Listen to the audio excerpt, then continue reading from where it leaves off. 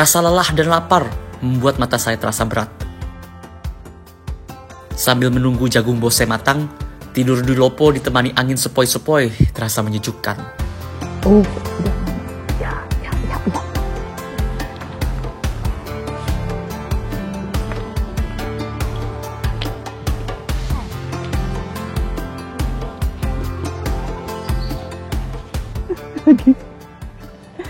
Itu tidur enak-enak, lagi tidur ramen enak-enak. Bangun, udah siap makanan, udah siap. Oh, hasilnya begini. Semua tuh tradisional nih. Piring, bahkan sendoknya pun juga tradisional. Selain dikonsumsi sehari-hari, jagung bose menjadi hidangan untuk menjamu tamu atau pelengkap ritual adat suku Boti. Masih panas.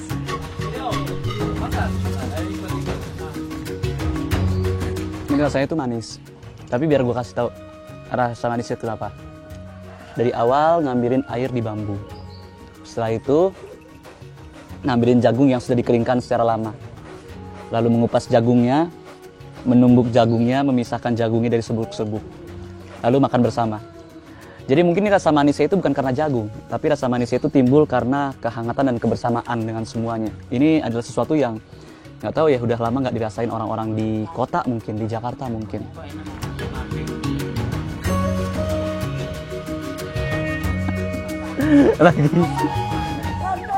Lagi tidur nyenyak, dibangunkan di siang-siang untuk makan panas-panas.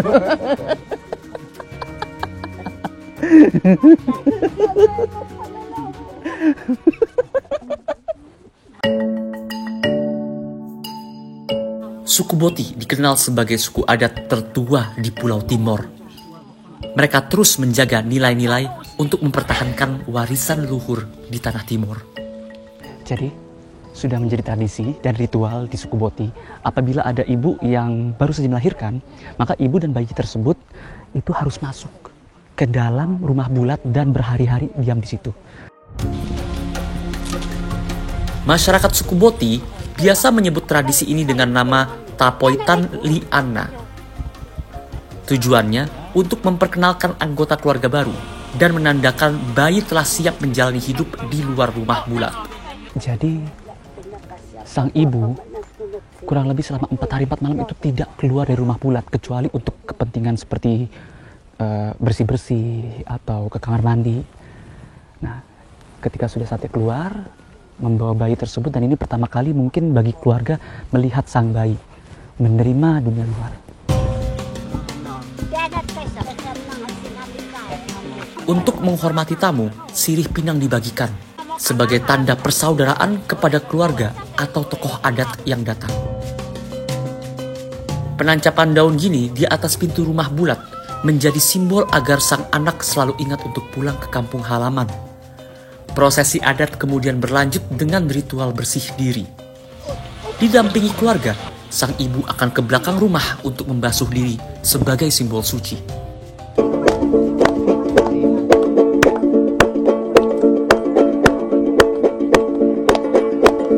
Ini adalah hari yang bahagia untuk sebuah keluarga kecil di Boti.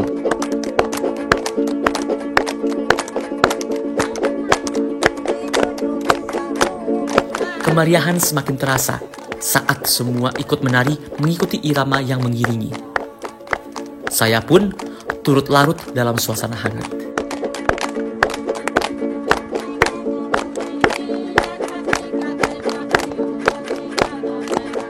Tidak perlu sound system, nggak perlu alat yang banyak, hanya alat yang minimalis bisa menciptakan kehangatan yang nggak bisa diutarakan dengan kata-kata.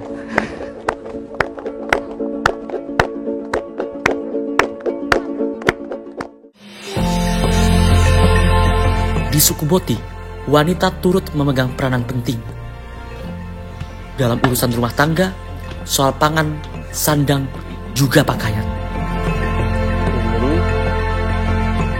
Kalau misalkan laki-laki itu kewajiban adalah berkebun, perempuan di Boti itu kewajibannya adalah menenun.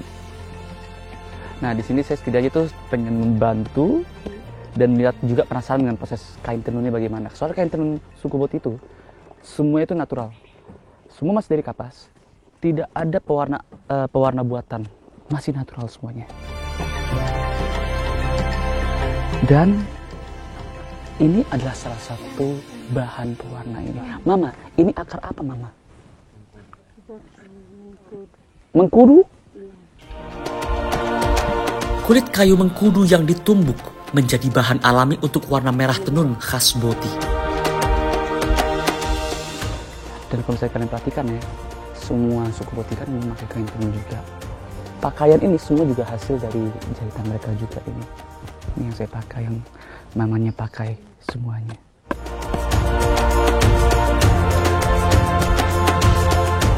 Untuk membuat satu mau ya namanya ini, mau.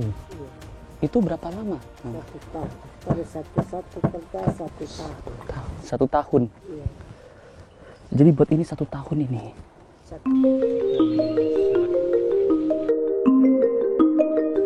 Laki-laki itu tidak menenun. Jadi satu-satunya yang diperbolehkan untuk laki-laki di dekat kain tenun adalah di sini nih. Benar-benar di sini. Tidak boleh duduk di ini namanya apa? Kunun, kursi penenun. Apa namanya ini? Nete. Nete. Iya. Nete.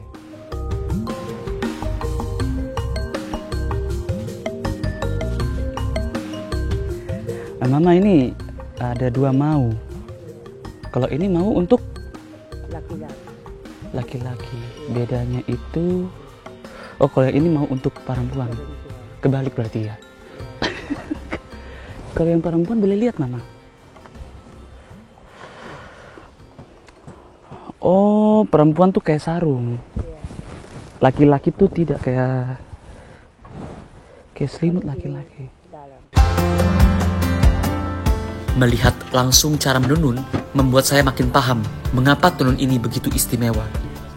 Sehelai kain tenun Boti rasanya cocok saya hadiahkan untuk keluarga di rumah.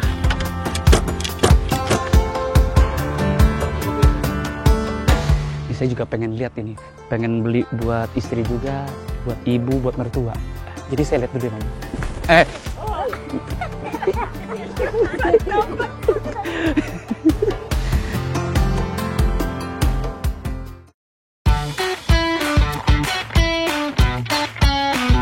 Saya kembali diajak pria Boti menuju ke sumber mata air.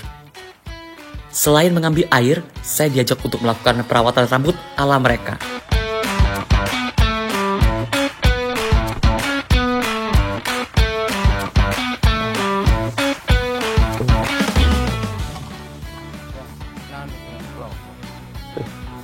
Nah, jadi gini nih, suku Boti itu tuh terkenal dengan rambut yang panjang, jadi gak ada yang botak ini. Rambut panjang yang dibondol. Nah, mereka ternyata tuh punya ramuan khusus, kayak semacam sampo khusus untuk menjaga kesehatan rambut mereka. Dan gue tuh semangat banget, gue udah lama banget gak sampoan. Jadi gue penasaran banget nih. Awalnya, saya membayangkan dedaunan yang akan dijadikan sampo alami. Tapi ternyata suku Boti punya ramuan lain yang cukup ampuh, yaitu dengan klovo atau tanah lumpur. Lumayan nih lelumpuran. Klovo. Oke, mungkin ada perbedaan ya dengan lumpur yang biasa gue lihat ya.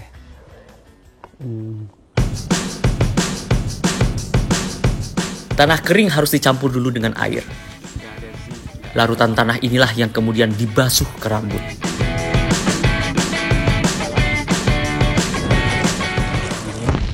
Rasanya tuh airnya sih segar. Tapi kalau ini nggak ada rasa sama sekali ya, kayak nggak bebatuan. Kirain tuh bakal kasar, bakal bebatuan, tapi ternyata nggak. Ini bakal kagetin sih, tapi kerasa lembut di rambut. Bener-bener gak nyangka banget.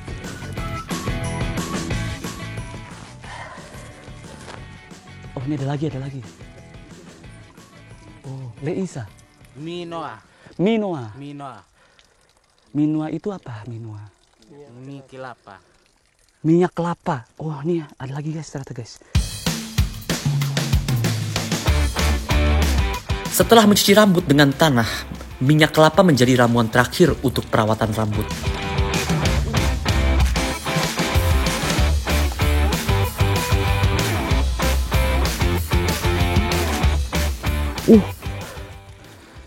Harum banget.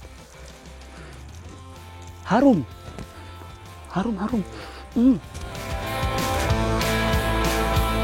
Minyak kelapa tak hanya menjaga kelembutan rambut, tapi juga memberi kelembapan di tengah terik matahari timur. Keren ya? Kalau buat yang penasaran, mungkin ini harumnya tuh seperti makanan sih. Lebih berbau seperti biskuit. Biskuit apa ya? Kue kering lebaran. Nah, itu. Beneran tapi ini. Kayak kue kering lebaran. Udah selesai keramas, udah fresh. Jujur deh, kepala tuh rasanya lebih ringan ya, bener-bener gak lengket. Ini sih harum, gak ada minyak sama sekali, bisa kerasa banget.